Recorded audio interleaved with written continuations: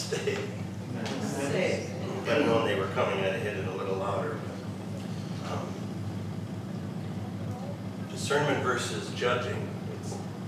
One thing that I've discerned is that for the last 2 weeks we've been in the Old Testament, which normally goes against my grain. But I think this is an important topic, and I don't remember what the gospel was, but I wasn't particularly moved by it.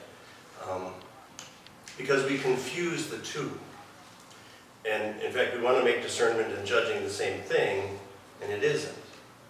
And as I looked for readings to use, I was sort of surprised about the number of readings that suggest that discernment and judging are the same thing. And the difference may be subtle, or it might not be. But it's not, contrary to what that first reading might seem to imply, unique to Buddhism to make that distinction. It's very much what Samuel was doing. And if you remember, or if you don't, or if you've never heard the story of kings in Israel, it is that, according to the myth, in the early days, God appointed judges over Israel, not a king. And they were to go to people would go to the judges if they had a dispute, and the judge was sort of a mediator, would listen to the dispute, and would decide what should happen. And people wanted a king. We want a king, we want a king. And finally God gave them a king, who was Saul, and they eventually became dissatisfied with the king.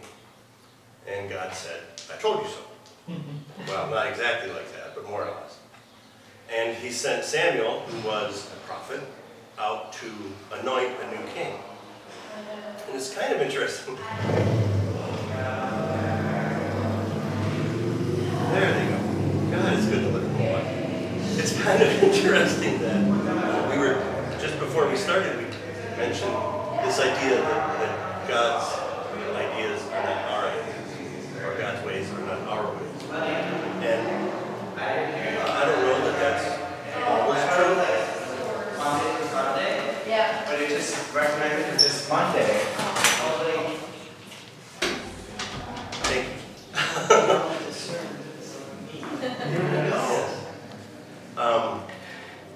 It is true, though, that you might say that God, in the Bible anyway, is depicted as much more a discerner than a judger.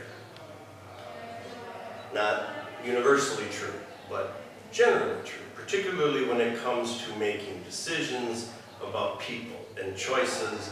He sends out representatives who then arrive and think the way we think. And one of the traditions of the time was that the oldest was always the one. The firstborn had the edge, the firstborn male. Women didn't count. Firstborn males, that's who we wanted. And certainly not the runt of the litter, which is what David was, which is why even his father said, oh, just go watch the sheep. There's no way you're going to be the one that this guy is looking for. So we'll gather together the other brothers, and on the off chance that it's not the oldest, surely it won't be the youngest. And Samuel comes with that sort of judging mind that says these are the rules, these are how they're applied, and so surely it's this guy. And ends up going through all of the sons and says, well, there has to be another. Famously, a lot of people talk about Jesus saying, judge not, or you will be judged. And so I've heard some pretty silly applications of that, to where you almost can't go to the produce section at the grocery store and look at 2 plums and go, well, I want this one. But that's not understanding the difference between discernment and judgment. And discernment isn't always accurate. Sometimes, especially around twilight, if we're outside, we think we see something, and it turns out as we get closer, or it gets closer, it's not quite what it was. And that's really helpful, because discernment tends to be a process. There is such a thing as a snap judgment. I think you'd be pretty hard-pressed to have a snap discernment. It takes more of a relationship.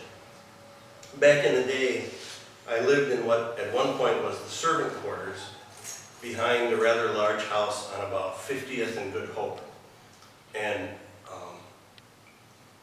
I understand that behind this house used to be a garbage dump. But by the time I moved in there, it was a golf course. And one thing that you get when you turn a garbage dump into a golf course, or one thing you don't get, is that the rodents don't relocate.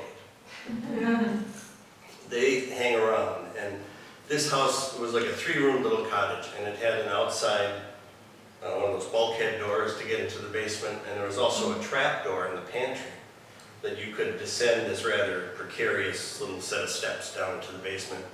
But the short story is the house was rat infested. And the house was rat infested.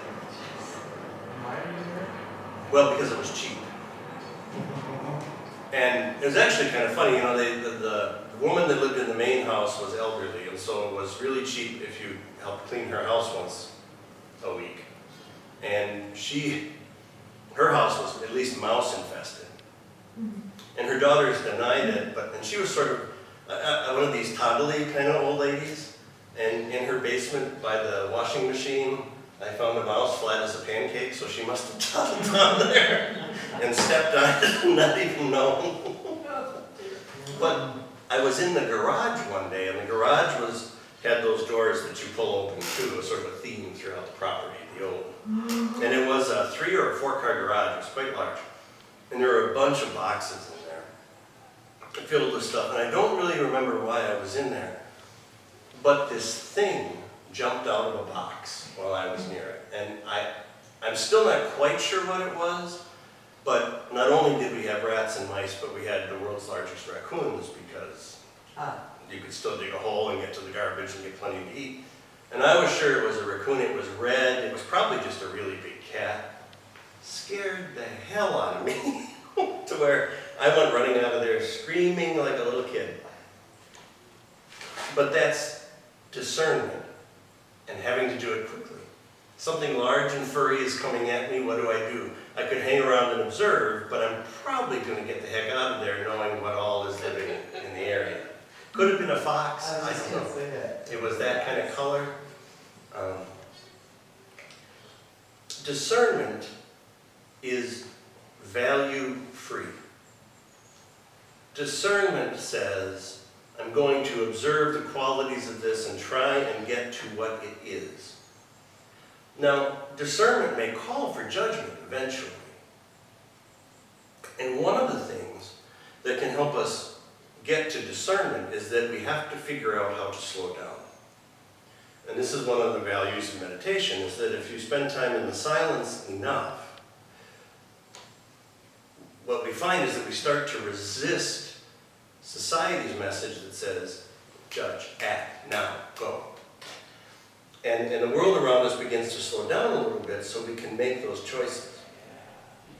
What do I do about the kid that runs up and rings my doorbell and runs away?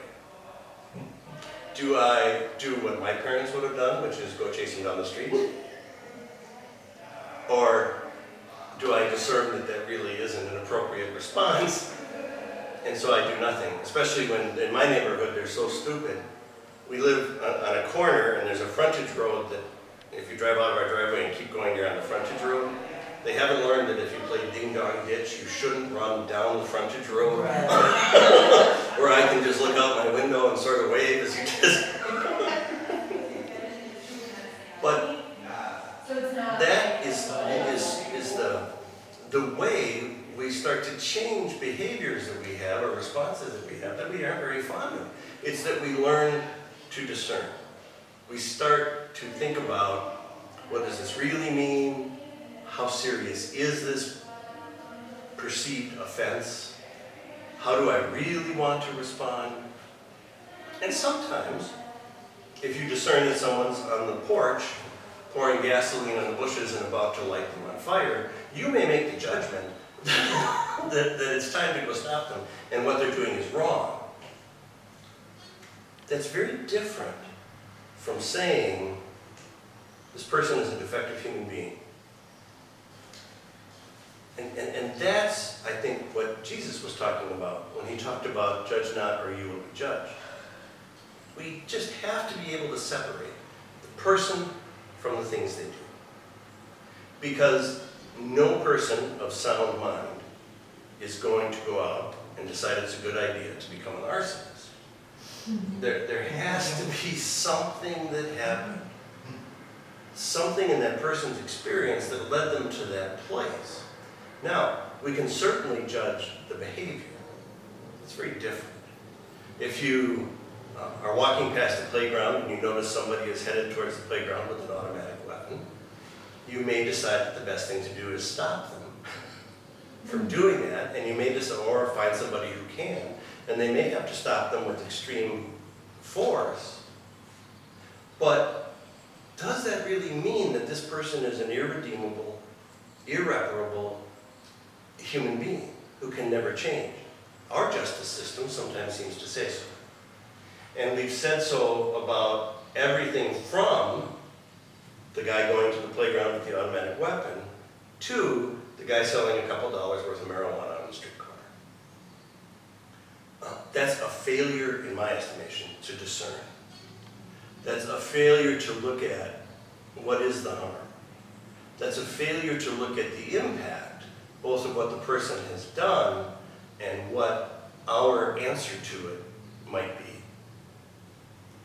When we went to 3 strikes sentencing on drug offenses, it was, in my estimation, a faulty discernment. Because you could be the kingpin, so to speak, or you could be the guy on the street corner, and the punishment was the same. That's judging and not discerning. And it comes out of a place of fear and anger that says, holy cow, the world around me is a threatening place and I need to shut it down right now.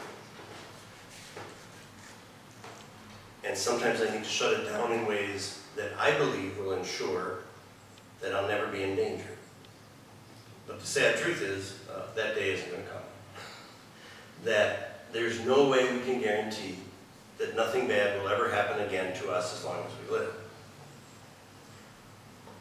But I believe we're going to live a lot more satisfactorily. I believe we're going to live a lot more happily if we can start to say, rather than be sort of on this hyper-vigilant alert status, I'm going to accept that something bad might happen. But I'm not going to spend all my time scanning the horizon for that bad thing coming. I'm going to still do things that I enjoy. I'm going to still have relationships with people. I'm just going to still live my life to the best of my ability, make the best choices I can, and recognize that I can't control everything, no matter how hard I try.